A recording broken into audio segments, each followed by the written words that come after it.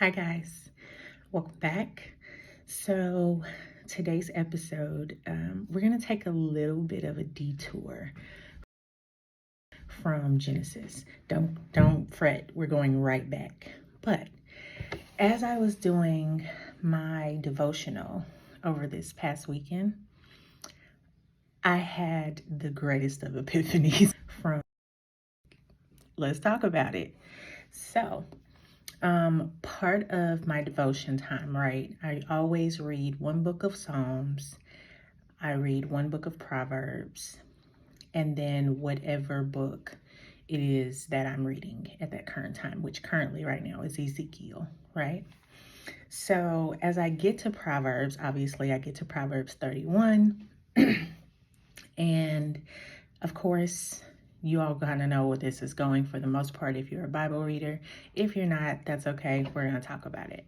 So most of the time when you hear about Proverbs 31, it's always about the Proverbs 31 woman, right?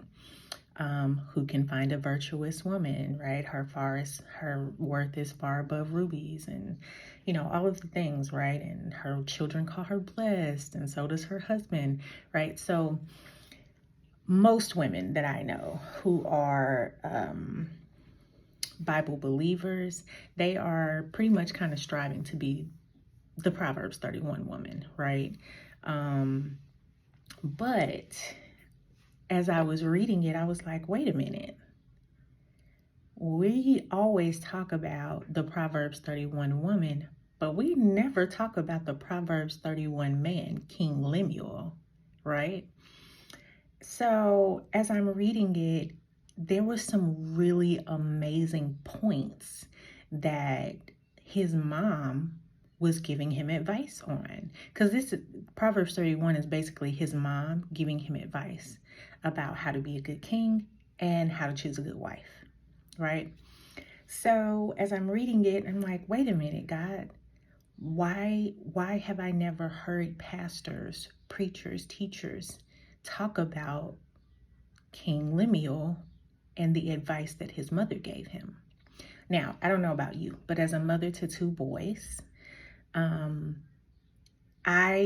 those are things that I would definitely want to say to my child. Those are definitely points that I would want to make to them to make sure that as they're going through life, that they are doing things righteously, that they are not being led by their loins, but they are being led by the Holy Spirit and being led by wise counsel, right? And so as I'm reading about it, I was like, I don't understand why nobody has ever talked about King Lemuel when talking about Proverbs 31. Most of the time, everybody is talking about the Proverbs 31 woman. Everybody talks about how they all the men, right? The godly Christian men, right? They always make the statement of, I want a Proverbs 31 woman. I want a Proverbs 31 woman. But they never say, and I'm going to be a King Lemuel, and I'm going to be a Proverbs 31 man, right? So when I look deeper into the Proverbs 31 man, King Lemuel, right? His mom is telling him, don't get drunk, right? That's not for you. Drinking wine and getting drunk and all that kind of stuff, that stuff is for people who are on their last leg, basically. People who are about to perish, people who are, they about to die on out and just leave them to themselves, kind of thing. Then it talks about, don't just be out here with all these random women, right? Don't just be out here giving yourself away to all of these random women. And as I'm reading it, I'm like, these are really good points. These are really good points. And what God began to show me is that, yes, the Proverbs 31 woman is great. I'm striving to be her still, right? At the same time, the Proverbs 31 man is also great. And it stands to reason that the way that the advice is broken down is that King Lemuel gets the advice from his mom first about being a man of God, a king. He doesn't get the wife advice until after she tells him about him.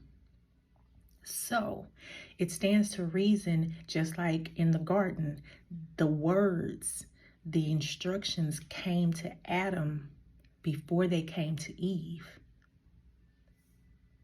We get to Proverbs, the instructions came to King Lemuel before the instructions came to him about the good wife, the Proverbs 31 wife, right? So it stands to reason that we should be having the conversation about King Lemuel before we have the conversation about the Proverbs 31 woman. Because when I look at that and I look at it together, it basically tells me if King Lemuel is following the advice of his mother that was given to him first about him being a good king, a king who is righteous, a king who judges widely, a king who helps the needy and helps the poor, a king who is not out here sleeping around, a king that's out here not out here getting drunk all the time. If the man is following those instructions, it stands to reason that he's not going to settle for anything less than the second part of the instructions, which is the Proverbs 31 wife, right? So my husband and I, we were having a conversation about this, and he was like, that's kind of interesting. And it's kind of also the opposite of what's happening today. Like on social media, you have a certain group of women arguing with a certain group of men. And I didn't even I heard about the passport bros, but I didn't pay them too much mind because, again, that's not my situation and I can't relate. But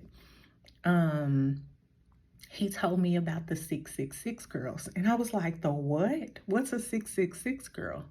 And he basically said that there's a group of girls or a group of women, young ladies, whatever, right, that are looking for a man who's 6 feet tall, has a six-pack, and makes six figures. And I was like, oh, okay, all right. And then, of course, you have the passport bros. If you don't know about them, look it up. You'll figure it out real quick. But in my mind, I was like, this is so backwards. This is so very backwards, and it is exactly what the enemy wants. It's exactly what the enemy wants, because if we are trying to strive to be King Lemuels and not passport bros, and we're trying to strive to be Proverbs 31 women and not 666 girls, right? You can look at the stark differences between who they are. You know what I mean? So I'm thinking to myself, like, the enemy has really done a work on our minds and the way that we act towards each other as men and women. Now, I can't speak for women of other races because I'm African American, but I can speak for me and from what I've seen as an African American. Most of the time when I see these battles and these fights going on social media, it's between African American men and African American women. And I don't get it. I don't understand why we don't see this type of battle happening with anybody else.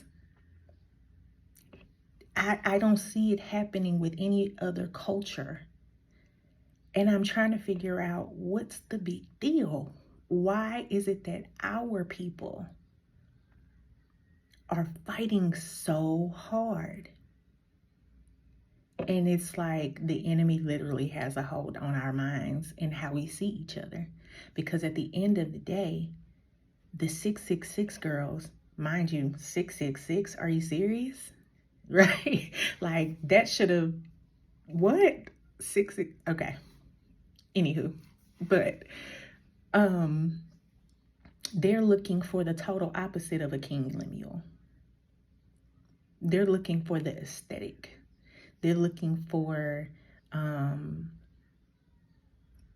something that's temporary. Because the truth of the matter is, you're not going to be like that your whole life. Most people aren't. That's not a whole life type of thing. When you get 80 years old, you're not worried about no six pack. Like, what are you saying to me right now? Passport bros. When you get 80, you're not out here sleeping around. And you got a woman at home to take care of everything, and you just want to go sleep around and do whatever because you want to. Like, what are we talking about? This is crazy. So realizing that this situation is going on in the world, I was like, I'm gonna talk about it, because nobody really talks about the King Lemuel. Nobody talks about how his mother gave him instructions and advice on how to be a king first. How to be a good king, not just any king. How to be a good king, right? And this was after King David, because we all like to talk about King David. Yep, King David was amazing. He also had a bunch of wives. He also had a lust problem. I'm calling it like I see it. So did his son, Solomon. Like, I'm calling it like I see it. Now you look at that and you look at the stark difference between what King Lemuel's advice was from his mother. Don't be out here giving yourself to all of these women. I wonder why.